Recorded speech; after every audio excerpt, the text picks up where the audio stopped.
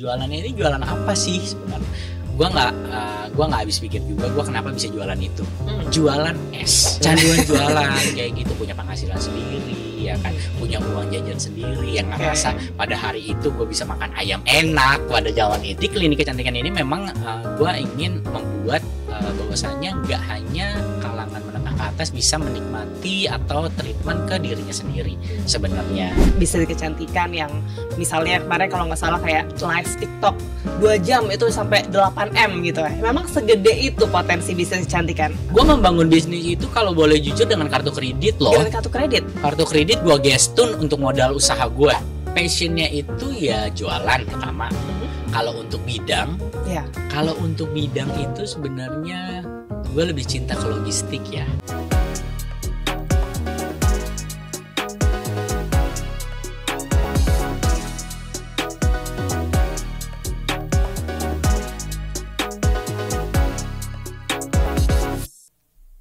Menjadi pebisnis merupakan hal yang gak mudah tentunya ya. Ketika jadi karyawan mungkin itu kita kayak menanti gaji. Tapi jadi pebisnis pastinya kita harus menggaji dan mempunyai tanggung jawab yang lebih.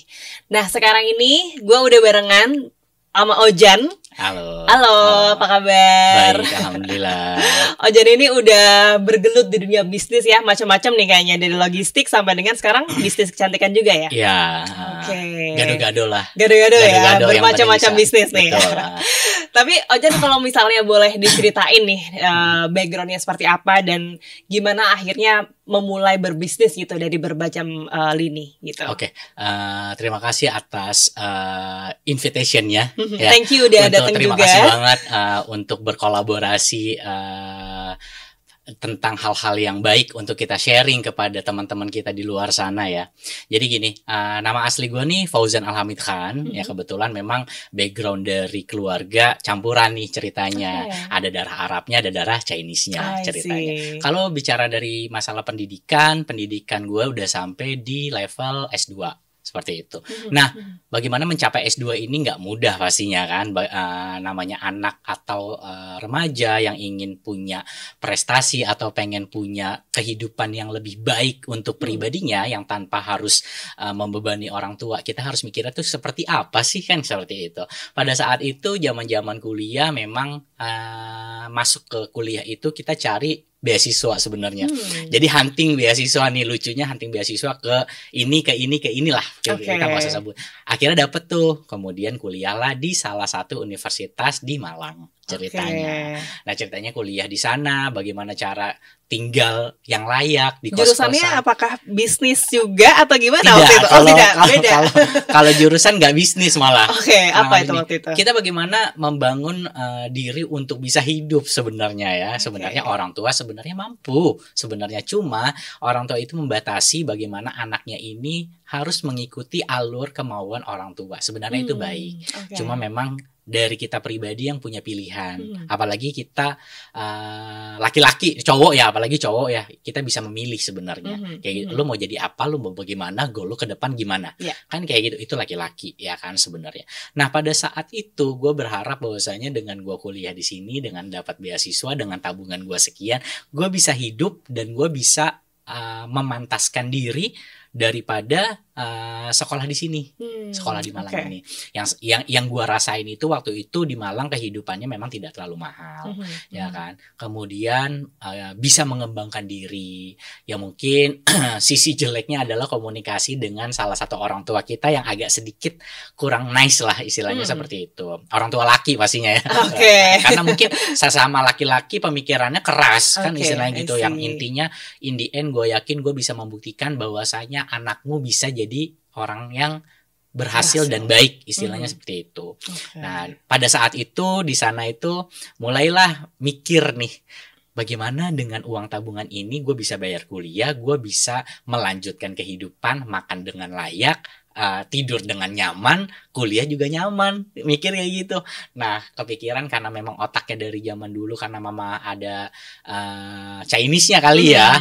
Oh dulu juga backgroundnya mama pengusaha juga? Ya mama juga jualan lah istilahnya. Mungkin nular juga ya. Jualan lah pada saat itu. Nah jualannya ini jualan apa sih sebenarnya? Gua nggak habis pikir juga. Gua kenapa bisa jualan itu? Jualan es. Jualan es itu kuliah. Itu waktu kuliah. Jualan es di Car Free Day di Car Kota Free Day. Malang. Nah, emang ada kisah menarik sebelum bisa mendapatkan posisi jualan itu, karena kalau di Car Free Day di Malang itu kita dapat satu tempat itu orang yang menyewa atau diberikan sama dinas pariwisata. Kebetulan gue ikutan kayak pemilihan duta wisata di sana. Kayak kalau di Jakarta atau di Jakarta tuh trennya kayak Abang None gitu ya. Kalau di Malang Kakang Bayu. Dan sampai sekarang grup Kakang Bayu itu masih ada masih aktif sampai sekarang. Jadi kita solid banget sampai sekarang. Nah, dari sana itu kita diberikan satu fasilitas untuk jualan. Lucu kan? Nah, dikasih satu fasilitas, dan itu gue manfaatin banget.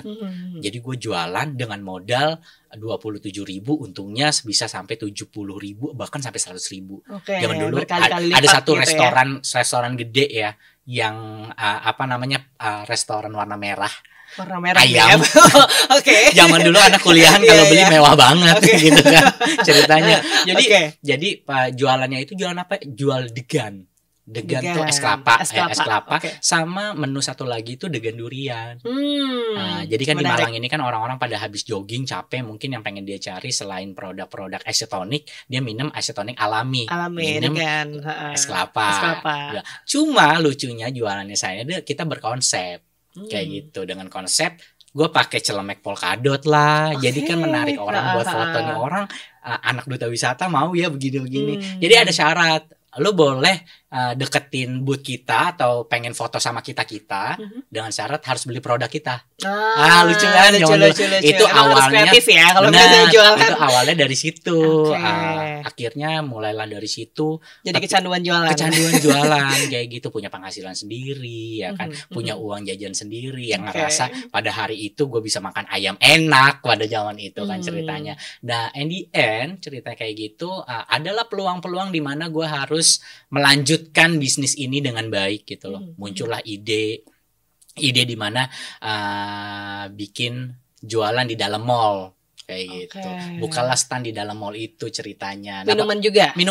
Cuma minuman ini memang terinspirasi pada saat zaman sebelum gua kuliah, setelah kuliah kemudian sempat kerja di media juga.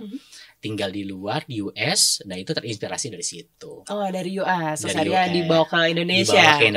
Sebenarnya. Ya itulah minuman-minuman berasa bervarian kayak green tea, kayak gitu-gitu, kayak tehnya segala macam. Itulah mulai dari situ.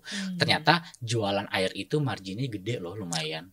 Sampai berapa kali lipat nih? 150 tuh ada kayaknya. 150 ya. Ya, sekarang jualan air ya, jualan air. Nah, jadi kayak ibaratnya sebenarnya kalau bicara masalah bisnis, peluang bisnis, apalagi kita sebagai laki-laki ya, sebagai cowok itu vision banyak sekali yang bisa kita garap. Peluangnya banyak ya? Banyak banget peluangnya. Oke lah, kalau ada istilah seorang perempuan itu terbentur di gelas kaca, artinya perempuan itu hanya sebatas bisa berkembang di ujung gelasnya.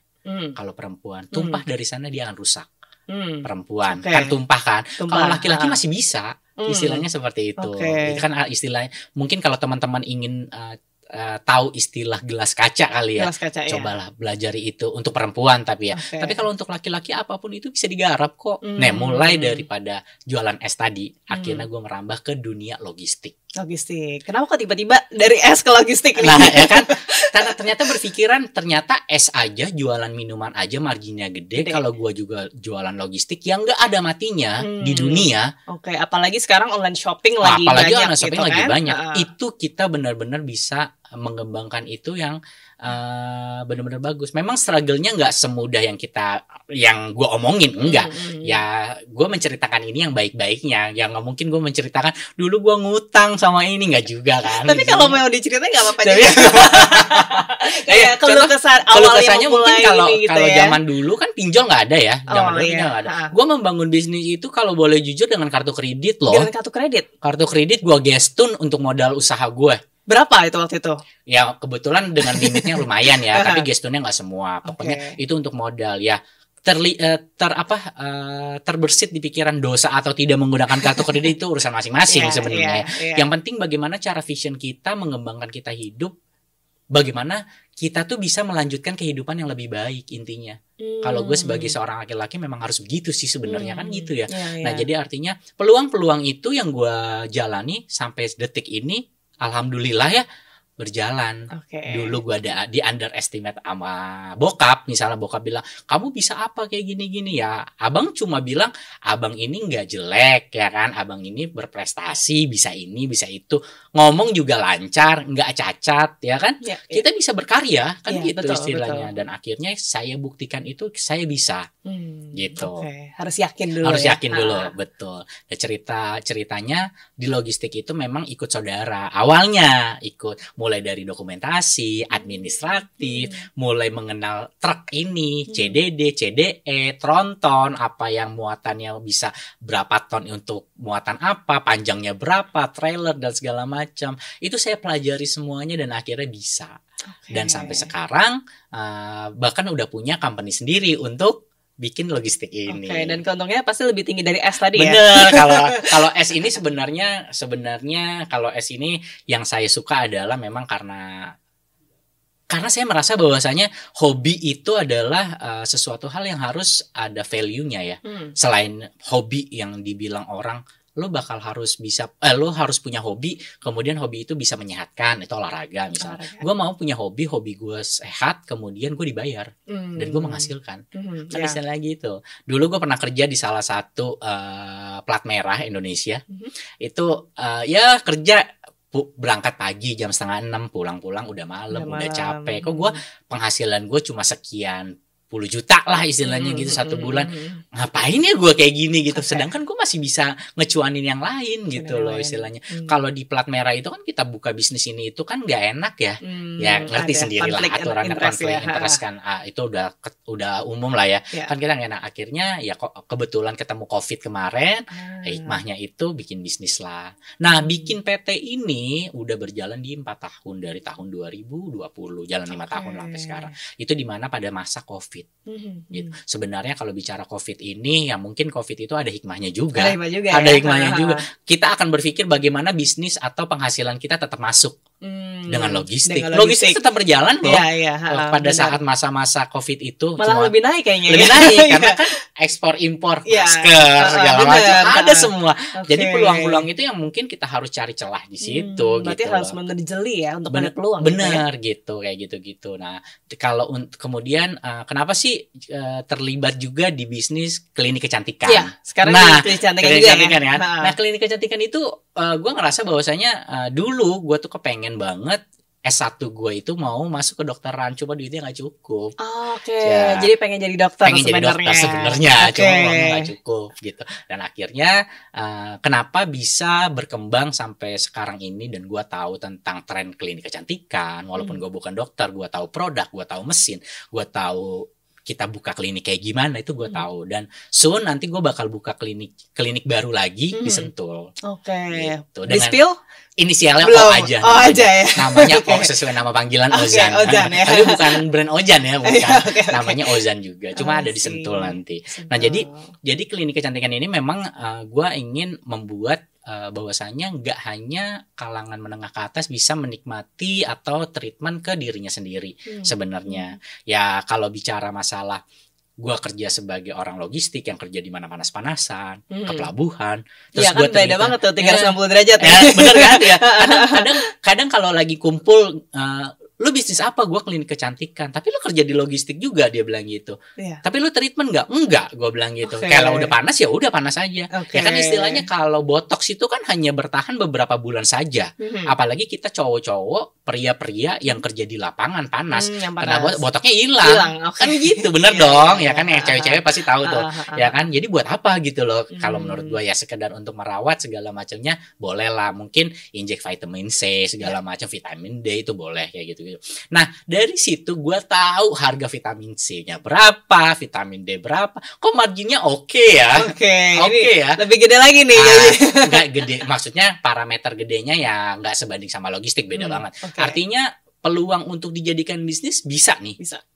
Bisa banget kayak gitu loh. Nah artinya dengan inspirasi ini kita sebagai orang yang punya akal dikasih sama Allah ya istilahnya, kita bisa melakukan itu gitu loh. Dan nanti mungkin invasi ke depannya lagi, gue pengen banget punya umroh. Umroh, travel umroh, Oke, ya kan, wow. ya karena mungkin di umur yang udah nggak muda, ya kan, kita Oke. harus mendekatkan diri pada Tuhan kali ya, istilah gitu. Jadi Jadi sekalian bisa sekalian betul, ibadah gitu ya. jadi entah itu gue jadi pemiliknya kek, entah itu gue Oke. jadi tim leadernya kek, Oke, kan istilahnya. Jadi iya. gue rutin ke Mekah Mekah. sana Wah, ibadah. luar biasa. Ya, kayak ibaratnya balance aja deh, pengen hidupnya kan istilahnya Iya, gitu. iya. Nah, jadi kayak hal-hal yang kayak gini memang kalau bercerita tentang suksesnya seseorang, berhasilnya seseorang, nikmatnya kehidupan seseorang itu, percaya deh background belakangnya itu nggak bagus. Kalau kita bicara itu mulai dari konflik keluarga, mulai dari kita sama lingkungan kita gimana, bagaimana kita struggle, kita bisa hidup, atau ya gue syukur-syukur dia bisa makan zaman dulu gitu loh. Ya nggak sih, kan istilahnya kayak gitu. Bagaimana zaman dulu gue narik koper, ya kan, narik koper pamitan sama bokap nih ya. Gue nggak ngejelekin bokap gue ya. Artinya kayak bokap gue tuh beliau Arab ya, keras banget karakternya. Dia maunya lu sekolah di sini, gue biayain, jalan. Kalau lu nggak mau sekolah di sini, lu biaya sendiri. Sampai segitunya kerasnya. Dan sekarang gue baru ngerasain bukan keberhasilan ya, gue belum berhasil sih, artinya gue belum jadi anak soleh banget gitu kan. Artinya gue ngerasa bahwasanya kehidupan gue beruntung itu karena doa mereka loh. Iya, doa orang tua ya. Intinya seperti itu, muliakan mereka, istilahnya muliakan betul. mereka. Apa yang ada lo sekarang, ketika mereka butuh, berikan kalau ada. Istilahnya seperti itu. Gue ngerasa gue beruntung kesana gue beruntung, kesini gue beruntung, gue bisa makan enak, itu karena doa mereka sebenarnya. Walaupun di sisi pada saat gue belum berilmu, belum gue punya apa-apa, dan gue nggak tahu apa-apa, gue merasa bahwa bokap gue jahat banget ya sama gue ya. Iya kan, istilahnya kan kayak gitu. Nah itu mungkin cerita-cerita yang mungkin anak-anak muda atau anak-anak muda-mudi Indonesia atau yang lainnya pernah merasakan itu. Jadi jangan pernah merasa bahwasanya kita tuh tersakiti atau kita terzolimi atau kita tuh dihina banget sama kedua orang tua kita, ya kan istilahnya. Ya muliakan mereka pada saat ada waktunya, ketika kamu udah paham itu kan gitu. Dan alhamdulillahnya pada saat itu gue harus masuk ke dunia yang artinya dunia itu membuat gue meng-create diri gue tidak terpengaruh dengan hal-hal buruk istilahnya. Ya itu karena aturan atau karakter yang dibangun sama orang tua. Kayak gitu. Lu nggak boleh ini, lu nggak boleh itu. Sebenarnya itu lebih ke otoriter banget ya. Tapi setelah gue pahami sampai sekarang, oh ternyata baik juga. Gila gitu ya. Ternyata caranya dia gini yang kita nggak pahami pada saat kita masih anak-anak, ya kan. Itulah yang menjadi makna dalam kehidupan kita. Orang tua itu ya, itu ya, pokoknya orang tua ya harus kita muliakan. Iya. Agama lo apapun itu. Iya, lo harus muliakan dia. Ya kan, lu dimanapun itu, lu kalau bisa, walaupun kita berjauhan, seenggaknya lo memberikan fasilitas yang nice lah buat mereka, karena kita jauh ya, misalnya kayak gitu. Atau bagaimana cara kita berkomunikasi dengan yang baik sama dia. Kok kita bisa sih sama pacar atau sama partner baik sweet, kemudian gitu teleponan I love you segala macam, lu sama nyokap lu nggak bisa emang? Ya nggak sih, kan kadang gue mah geli sama nyokap sendiri ngomong I love you, kadang kan ada yang gitu. Kalau gue enggak, kalau gue teleponan sama nyokap nih lama segala macam, pasti disudahinya dengan salam, kemudian I love you nak, I love you mi, ya gitu. Kita selalu kayak gitu. Jadi bokap yang udah keras, nyokap nggak boleh nyokap ke kita ngelengkapin gitu lah ya. Tapi kalau misalnya Ozan ini nih, mungkin orang tuanya ngelihat melangkah, apa nih yang pengen disampaikan untuk orang tua buat bokap sama nyokap? Kalau gue sih sebenarnya pengen nyampaikan satu permohonan maaf yang terdalam sih. Karena gue belum menjadi anak yang benar-benar ideal buat mereka. Sampai kapanpun mungkin anak nggak akan pernah ideal di mata mereka. Dia maunya yang kayak gimana. Tapi gue sangat benar-benar berterima kasih banget ya.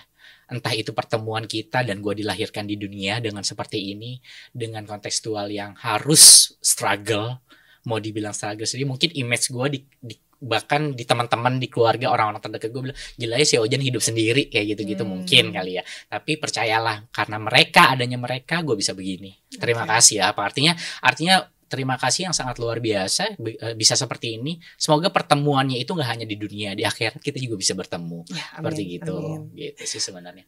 Cuma kalau bicara kayak gini, kayak sekarang pendidikan, contohnya pendidikan, cerita sama nyokap sama bokap, Mi abang udah sampai ke S2 kayak gitu kan.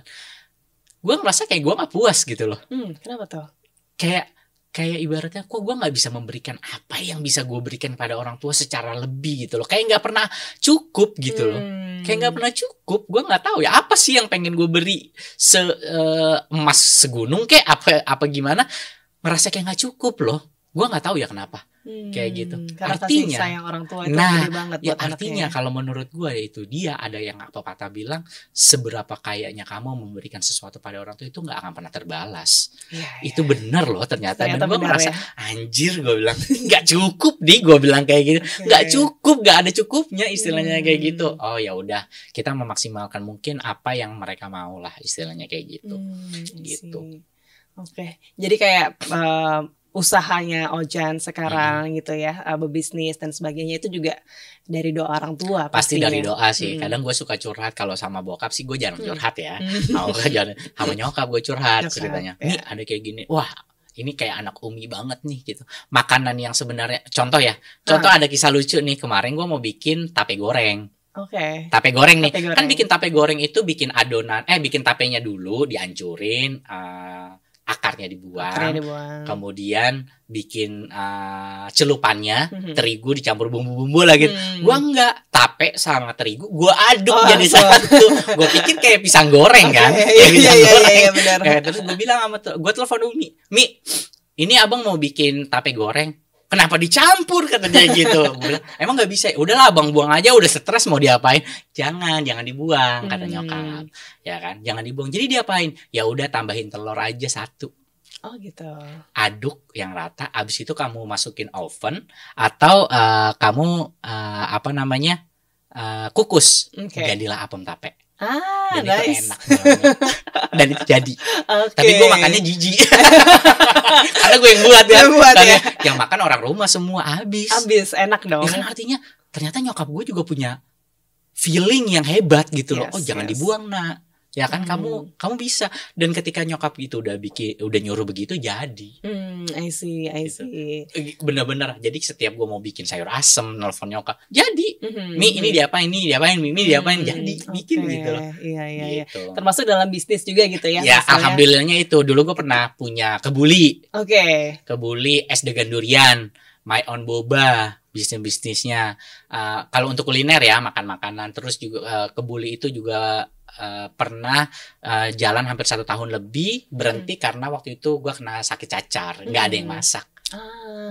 Yang masak waktu itu ada karyawan sama adek, cuma rasanya beda. Gitu. Akhirnya berhenti. Mungkin soon akan buka lagi dah. Nasi kebuli Mr. Khan. Kalau dilihat di aplikasi platform online yang kayak yang ijo-ijo itu sponsor lah, makanya kesini biar disebut ya kan. Yang ijo-ijo itu jadi artinya itu ada di situ, masih ada sampai sekarang, tapi statusnya nonaktif. I see. I see. Oke. Kalau ngomongin soal tadi ya bisnis kecantikan nih, sebenarnya kan sekarang banyak banget ya yang buka, kayak misalnya klinik kecantikan baru, dan yang kemarin tuh sempat rame gitu kan, Dr. Richard Lee gitu kan, terkait ya itu bisnis kecantikan yang misalnya kemarin kalau nggak salah kayak live TikTok 2 jam itu sampai 8M gitu ya. Memang segede itu potensi bisnis kecantikan? Kalau bilang potensi bisnis, ngeri juga nih belak-belakan kayak gini di sini. Ngeri juga ya. Ya mungkin kalau versinya dia iya kali ya. Versinya dia, kalau versinya Ojan mungkin ya nggak seperti itu juga sih gitu loh istilahnya. Sebenarnya di Indonesia untuk tren kecantikan itu produknya sama loh. Produknya sama. Produknya sama, serumnya sama. Oh, jenisnya sama. Ya. Tapi bagaimana cara pelayanan?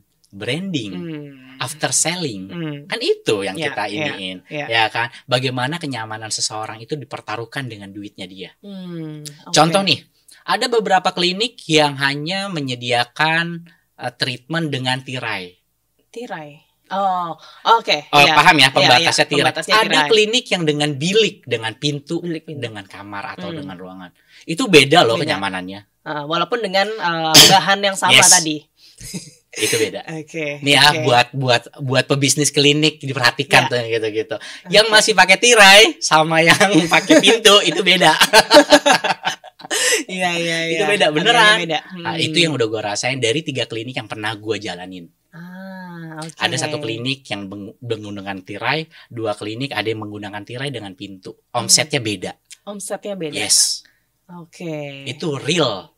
Kayak Tapi gitu memang gitu. kenyamanan servis ya sebenarnya ya yang harus Contoh ya, diutamakan contoh ukti-ukti lah istilahnya yang berhijab panjang. Iya. Dia nggak mau dong pakai tirai kalau di sebelahnya laki iya, gimana? Iya benar. Bener kan? Dia harus buka hijabnya dia, Hijabnya, nginjek, suntik, infus kan buka tangannya, Iya. ya auratnya dia lah istilahnya, kebuka kan nggak mau. Iya. Atau ada ibu-ibu juga yang pengen hair removal ketiaknya, kebuka-buka kan Iya, nggak nyaman. Iya, Itu benar, logika benar. main loh di situ. Iya. Simple Oke. things tapi nyaman, lo dibayar lebih. Benar. Kan gitu istilahnya. Yes, Itu yang diterap, itu nanti klinik yang ada di Sentul, Sentul. dengan bilik. Oke.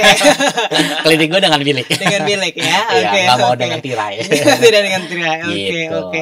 Tapi kalau ngomongin soal jenis perawatan gitu kan, sekarang kan macam-macam banyak. Ada Betul. laser, ada facial atau apa dan gitu. Yang paling sering orang Indonesia itu ambil gitu. Itu apa ya? Sebenarnya kalau orang yang sering ambil itu sebenarnya kayak vitamin injek sih. Oh, injek Satu ya. itu. Terus botox juga. Hmm. Cuma kalau Mas mini OP, orang-orang trennya bukan nggak percaya ya, masih jarang di Indo. Oke. Kecuali lu kenal deket banget sama itu dokter. Maksudnya gimana tuh? Misalnya lu dokter nih, Iya. ya kan gue pengen cerita sama lo, gue udah tahu nih lu train di mana, punya track record yang bagus. Gue mau lah OP sama lu, mau mancungin hidung kek, mau di thread lift kek, segala macam Iya. itu bisa. Oke. Gitu. Tapi kalau seandainya memang dia belum punya trust di publik, susah kayak gitu. Indonesia trennya kemana sih? Korea, Thailand, Iya. bener nggak? Iya, benar. Mau tuh mitak aja ngilangin lemak aja lo harus ke Thailand kok. Iya. Ke Indo, oh gue takut gagal. Ya nggak sih? Iya, Image-nya kan iya. begitu gitu. Benar, Paling di Indo benar. paling banter apa sih NCTF. Kalau enggak ya filler paling banter. Filler. Filler pun juga orang ngeri-ngeri sedep. Iya. Bener kan? Lo aja ngeri kan? Ngeri. Jujur. Iya. Ya kan? Kayak gitu-gitu. Tapi kalau dibilang Ojan hidungnya oplas enggak, gua enggak oplas. Asli ya? Asli. Gua asli hidung enggak jidat enggak botok, gua asli, Asli gitu. ya? Gua alhamdulillah masih asli. Oke.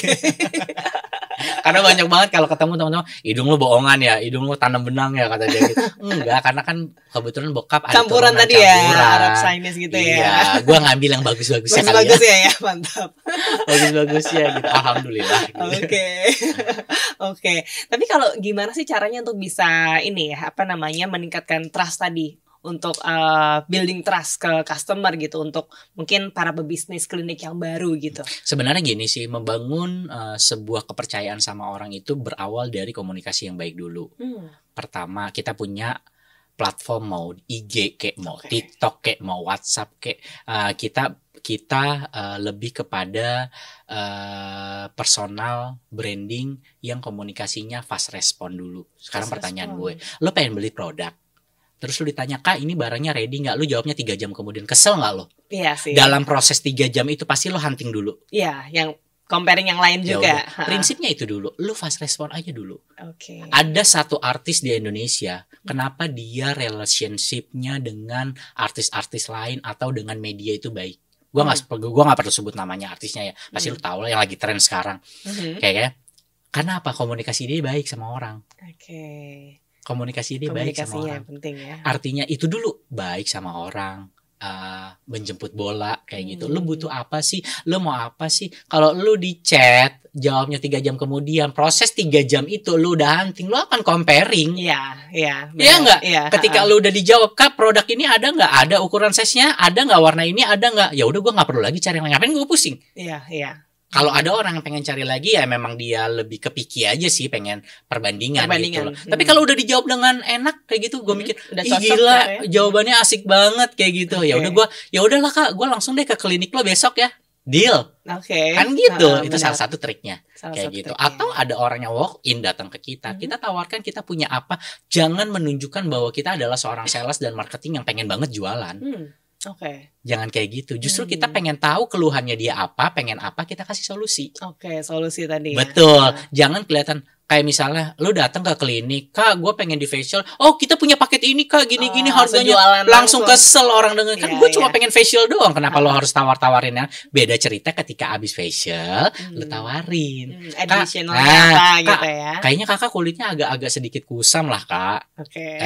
Diinfus aja. Oke. Harganya kita kasih promo loh. Kan gitu bisa. Iya, Iya nggak? Kan iya. istilahnya kan seperti itu gitu. Bentar kan ada orang yang datang ketika lagi datang, gue udah sumpek nih sama muka gue kucel kayak gitu, gue cuma mau facial doang, mau diamond pill misalnya kayak gitu kan, udah abis facial ya udah jangan ditawar-tawarin dulu yang lain, tunggu dia chill dulu. I see. Ya kan, Iya, istilahnya. Nah kan kalau dia udah wah ternyata dia baik loh, enak ngobrolnya, dia akan tanya terus kayak gitu. Itu sih yang lebih ke sana. Dan terus pernah gue juga kayak jualan ke Bully ini, pernah ada satu produk yang nggak ada, gue usahain harus ada walaupun gue rugi. Oh ya, walaupun ruginya nggak banyak sih sebenarnya. Wah, kasarnya BHP-nya itu nggak ketutupin lah istilahnya. Gue modal dulu deh pakai uang pribadi. Tapi kan orang jadi percaya. Iya nggak sih? Benar. Nah itu kan jadi orang percaya dan dia akan repeat again. Dan dia akan nge-review. Gila loh tadinya kalau gue rasa nih orang kayaknya maksa banget jualan. Dalam arti konsep jualan mengutamakan customer kan jatuhnya begitu. Itu sih sebenarnya lebih ke sana. Lebih ke service giving solution gitu ya ke mereka ya. Lebih jatuhnya lo seorang sales atau lo seorang marketing jangan nunjukin kalau lo sales pengen jualan kaya gitu, jangan begitu. Orang juga tahu lo jualan. Iya nggak sih? Seorang zaman sekarang tuh udah pinter-pinter. Iya nggak sih? Iya. Klinik kecantikan dari jenis A sampai Z, O sampai apa segala ada semua. Terus bagaimana caranya nih kayak gitu-gitu ya, after sellingnya. Ketika dia habis treatment kita tetap sapa, tanya, Kak gimana habis treatment kemarin, ada efeknya Kak, kayak gini-gini, mau diposting nggak di IG, kita kasih promo ya, kayak gitu-gitu, bisa dong kayak gitu, bisa. Yang kayak gitu-gitu sebenarnya. Oke. Kalau target market dari bisnis kecantikan nih, kalau sekarang tuh kalau aku lihat tuh nggak cuman cewek ya, sekarang pun cowok pun juga. Betul. Ini peduli lah dengan ini ya, gitu. Nah itu gimana tuh untuk kayak approach ke cewek sama cowok kan pasti ada yang beda gitu ya. Tapi kalau bicara masalah demandnya lebih banyak perempuan sih masih tetap mayoritas. Mayoritas masih ke, karena kalau cowok ini identitinya itu lu cowok tapi lu treatment itu agak sedikit paradigmanya itu ya 50% 50 lah ya. Sebenarnya nggak salah juga, nggak apa-apa juga, tapi artinya paradigma di masyarakat di Indonesia itu masih tabu, kan istilahnya begitu. Tapi kalau bicara masalah treatment, cowok-cowok pun ada juga banyak klinik yang khusus untuk pria, itu ada kayak gitu. Atau dia mau masuk ke klinik yang general, umum, dia juga bisa. Tapi lebih kepada lebih ke facial kali ya, mungkin ada cowok-cowok atau laki-laki yang mukanya bopeng, dia harus diapain mukanya. Ya kan misalnya kayak gitu, atau dia diinjek vitamin C, vitamin D yang nggak mau injek akne gitu ya, yang jerawat-jerawatnya kayak gitu-gitu. Lebih ke sana sih ya, cuma kalau yang kayak tindakan berat yang kayak gitu-gitu itu jarang sih. Gitu. Kalau transplantasi rambut itu? Nah, kalau transplantasi rambut ini itu kan trennya di Indonesia kan baru-baru aja ya. Lebih ke negara tetangga. Turki ya? Turki bukan tetangga ya, jauh ya. Maksudnya negara Turki, tetangga jauh. Tetangga muslim sana gitu kan.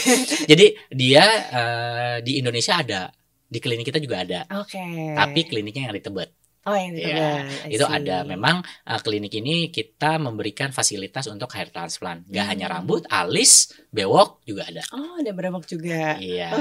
Jadi nggak punya brewok bisa punya brewok. Betul. Ya. Tapi untuk laki ya, cewek jangan. Untuk laki.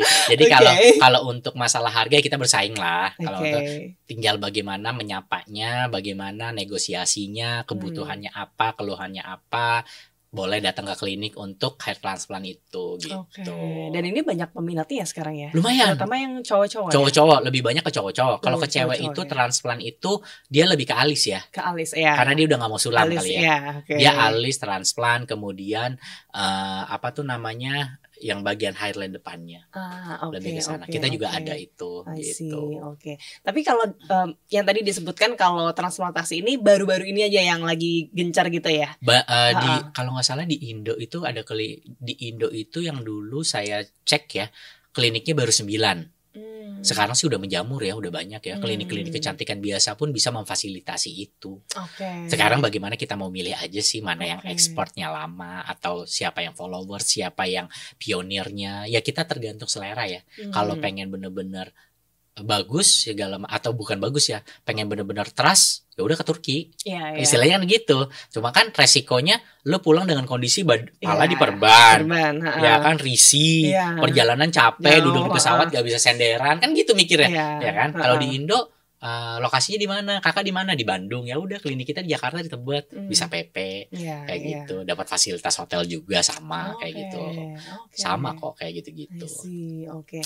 Tapi semakin banyak yang minat ya untuk transportasi ya sekarang akhir ini ya. Sebenarnya kalau banyak yang minat, yes banyak yang minat, cuma memang harga transplantasi rambut ini kan nggak murah.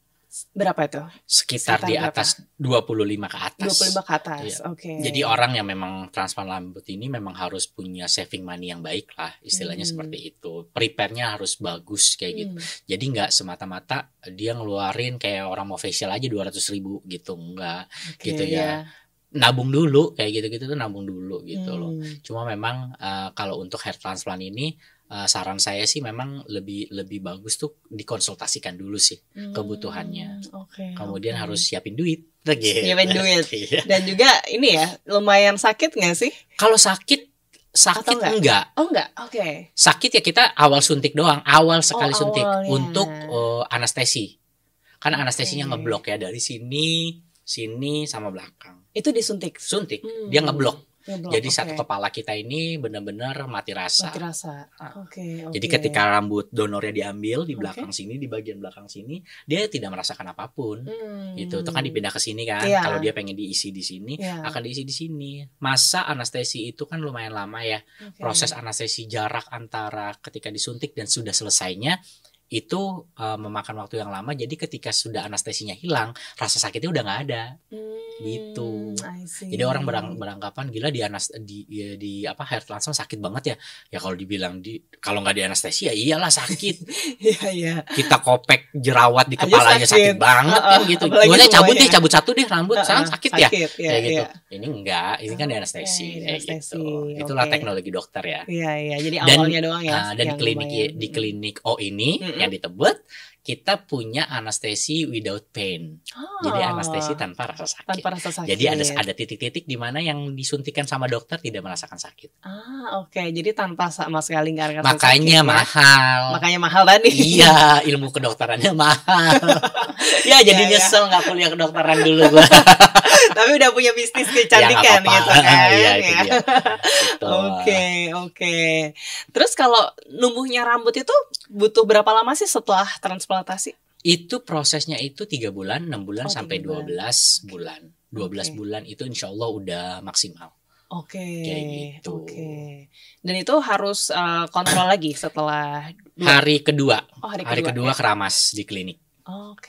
Terus kontrolnya itu mungkin kalau domisilinya jauh bisa online, bisa pakai video, kayak gitu-gitu. Terus harus di PRP.